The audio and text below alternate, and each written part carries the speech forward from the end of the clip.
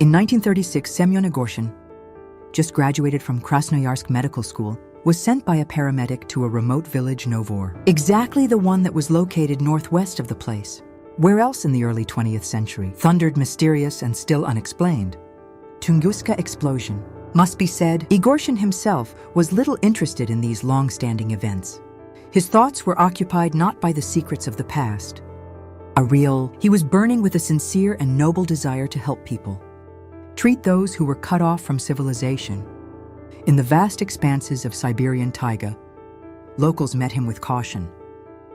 Taozhniki are naturally distrustful, especially to newcomers. However, despite this, he was given a strong hut and a piece of land under the garden. Means of transportation at Igorshin was just one hardy horse. Other opportunities to get to neighboring villages or go to the area was not.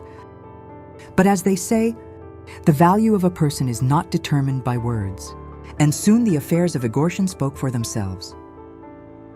More and more people came to him for help. More and more patients he put on his feet. Gradually, the Taoists began to perceive him as one of their own. Even the local shaman, old even to which exceeded 90, once spoke to Igorshin in the shower. He warned the young paramedic, "Take care of yourself, don't go north for Shar." Where in the old days God punished the proud with a fiery sword, mortals have no place. Listen to my words, stay away from that land, where the evil force has not yet subsided. What is so scary there? Grandpa once asked Igorshin. When the conversation came back to forbidden places, the old man fell silent for a moment as if listening to something far away, and lowering his voice to a whisper, started telling, looking at one point, as if seeing in front of you those images that settled in his memory. There beyond human understanding stands an impregnable mountain. The locals call her Sugarhead Smooth, bright, sparkling in the sunlight, as if covered with inya, and so cool that no one hunter could climb even to half. At her foot, in the ruins of an ancient lobaz, at night things start to happen, from which the blood freezes in the veins, bubbles arise, red like soap. The size of a lobaz itself, they pop up out of nowhere, quietly silent, as if the earth itself breathes. It's not a wind game nor a figment of imagination. Is that junior perfume? Messengers of evil, these bubbles always lead to the tree of hell, continued shaman, to an ancient cursed creature that devours everything both living and dead. No matter who you are, person, beast or shadow, it will take you in without leaving even a memory. Don't you dare think, what is this fairy tale? I only tell you that what is clear to me, like the morning after a strong frost. We first saw this tree on the third summer, after the great coming, when hell sowed the seeds of darkness in this land. They sprouted fast, as if waiting for the moment. The old man briefly fell silent, sighed hard, and already softer added, "Remember my kindness, Guy. I'm not scaring you, I'm warning. Never hear, never think of even getting close to that Gibble place." But Igorshin could not forget these words. On long winter evenings, when he stayed one in his little hut, and the blizzard painted on the windows fragile patterns of thought, he returned again and again to the mysterious Sugarhead. What could be on that mountain? Why old man wise and respected, so persistent in his warnings? And if he really tells the truth, why would he lie or fantasize? Curiosity was not letting go of the paramedic. He decided at the first opportunity he would get to that mountain. With his own eyes will see everything. What scares the locals so much? And such an opportunity did not take long to wait. Sick daughter-in-law of the same shaman, woman young, but suddenly went down, as if something burned her from the inside.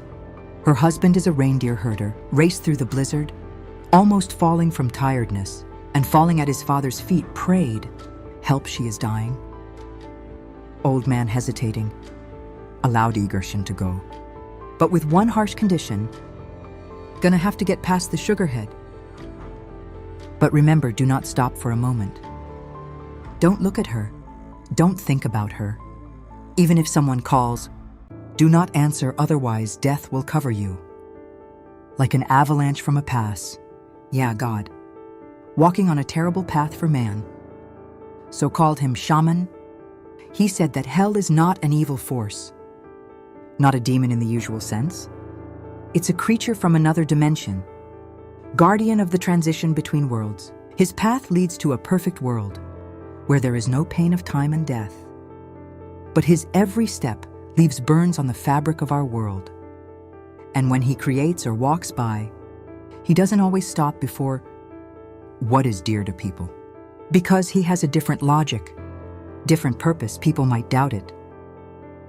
They can reject such speeches, like shaman nonsense. But it's true, a truth that cannot be disturbed by idle curiosity. The path of dignity took a little more than a day. They walked without respite, were in a hurry as if something drove them from behind, were walking, hardly talking, not stopping even for hot tea. We're afraid to be late. Thankfully, we're not late. The reindeer herder's wife had a severe seizure, possibly cramps, perhaps something else. Locals couldn't explain, but Egershin put the drip on time.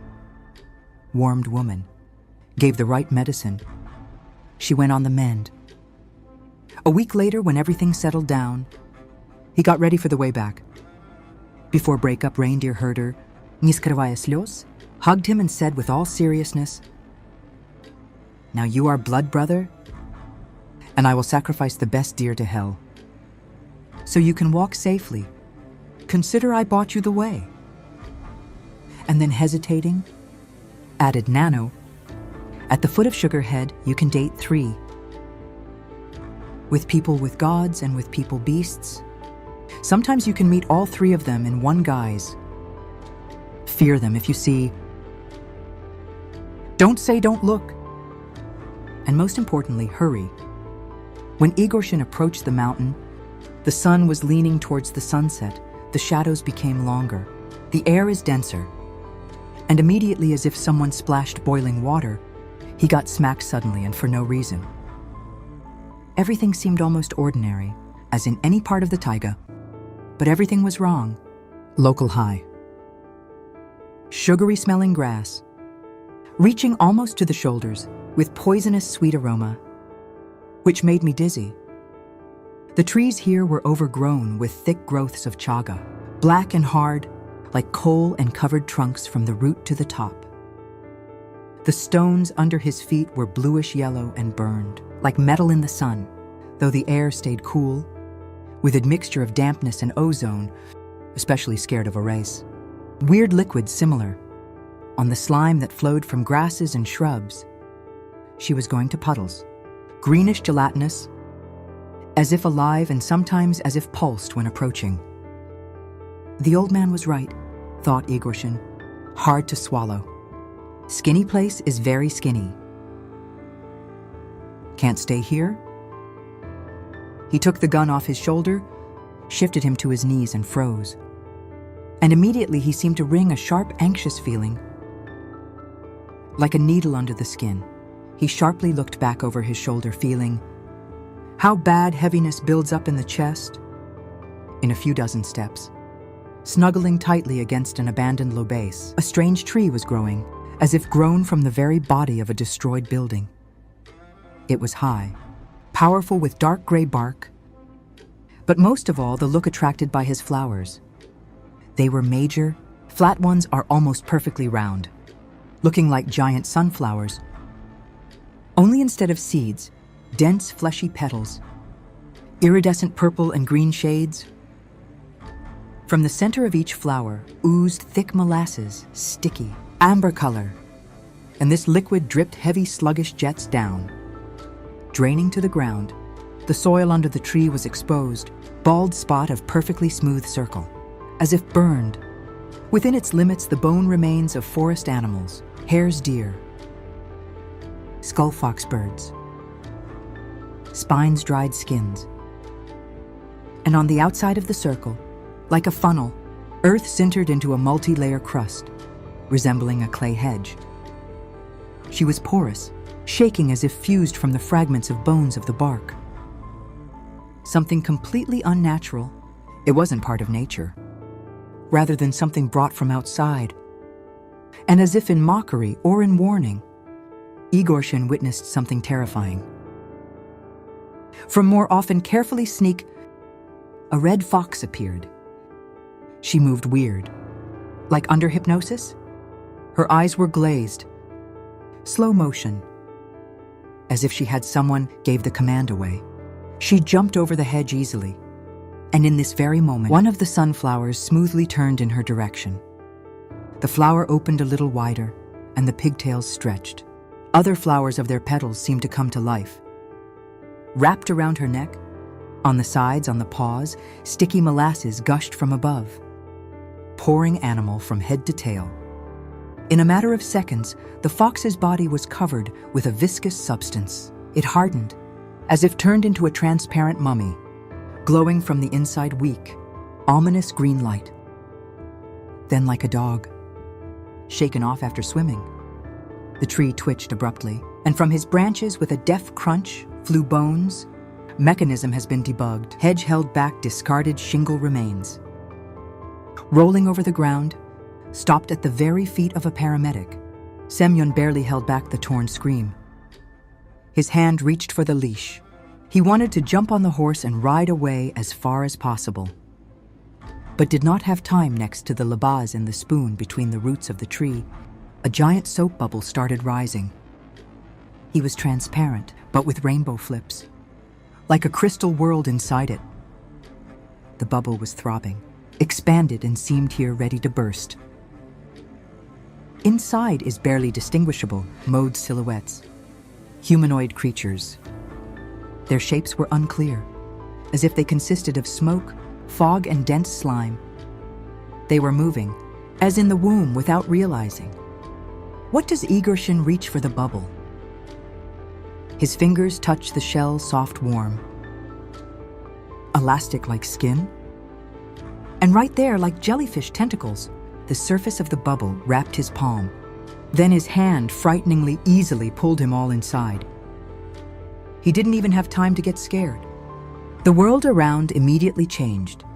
The sounds of the forest disappeared. Disappeared cold remained only sweet, sugary smell of the same molasses, which now covered him. Clothes matter became weightless. Body light almost air.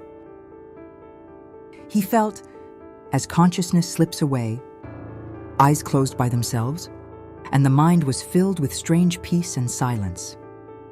Semyon understood he falls asleep, but where? Why? Only this and could utter Egorshin, before finally drowning in a viscous, muddy half-nap. Surrounded by sounds and colors, inaccessible to earthly perception, there was a voice in response, low, loud, but piercing. Like a lot of thin needles, pierced eardrums at the same time. He sounded right inside his head, with no way to evade or close from it. If you don't know the reasons, that's not mean that they don't exist, uttered a voice, pulling emotionless.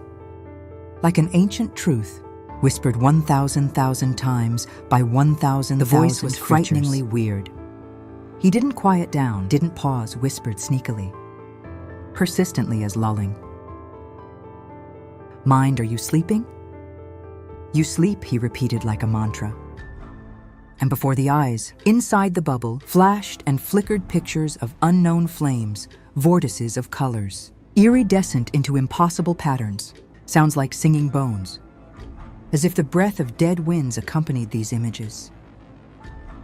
Just below, as if under your feet, spread endless star fields, constellations slipping into the unknown, universes distant, like sea lights in a storm. The space inside the bubble no longer obeyed Earth laws. It was otherwise tailored, and the consciousness of Egorshin drifted along it, like a ship with no paddles. And at dawn the next day, when the first cold rays pierced the spruce tops, Semyon suddenly found himself in the village. He was standing in the middle of the street, barefoot in sticky Otki clothes, totally not remembering how came back legs were in scratches. Hands trembled, lips dried up. He was alive, but as if not to the end. The shaman was already waiting. It's like he knew, as if seen. Ads didn't take you, quietly said the old man, looking at him probationally. It's good, but small spirits whispered to me. You went through that. What could not be touched. Now you know too much. He went silent for a moment, then added, remember my words. The easier the world created by God seems to you, the clearer you will understand that his existence makes no sense. And if there is no point in that, what did you consider foundation? What then remains then? What did I warn about? Don't try to know the hell. Do not dig in that lives outside of time. You didn't listen well, and you almost paid for it. But the adventures of Semyon Igorshin did not end there. He became different. A shadow settled in his look. He increasingly fell silent on the half-word, peering into the sky. He started texting. Draw then. What saw there? In the bubble soon he began to claim, able to move again. And really disappeared, sometimes for hours and sometimes for days, was coming back tired, but with new knowledge. He was calling it VM's temporary intergalactic zones, through which his mind traveled to the remotest corners of the universe. That's when he first voiced the thought, which haunted him for a long time. Explosion over Substone Tunguska in 1908 wasn't just a space cataclysm.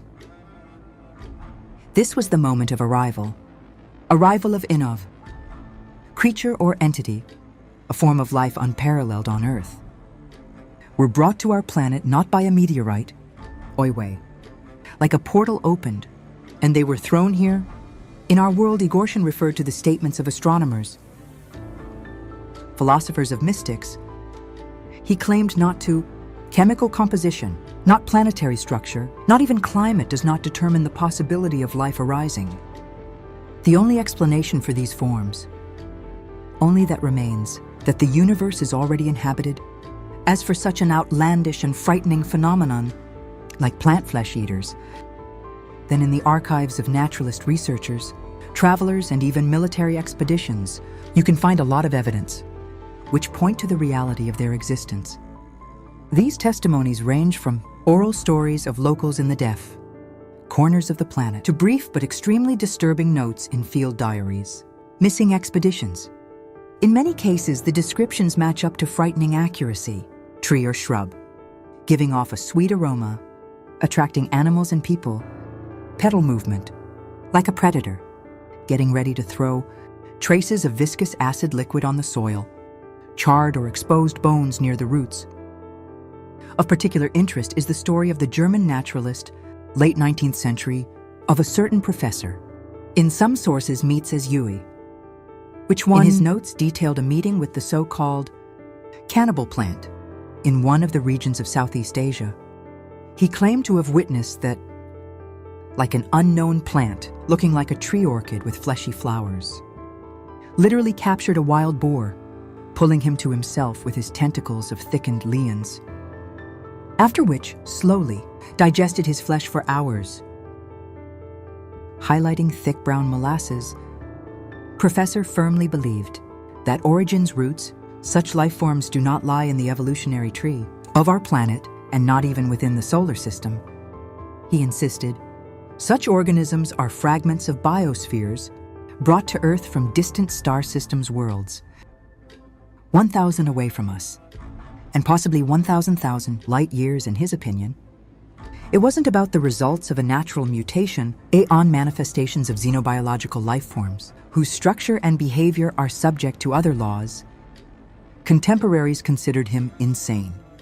But in a weird way, decades later, many from the details he recorded began to find confirmation. In messages from the Amazon jungle, in reports from African forests, in satellite images of mysterious areas with anomalous photosynthesis and chlorophyll levels, exceeding the permissible values tens of times.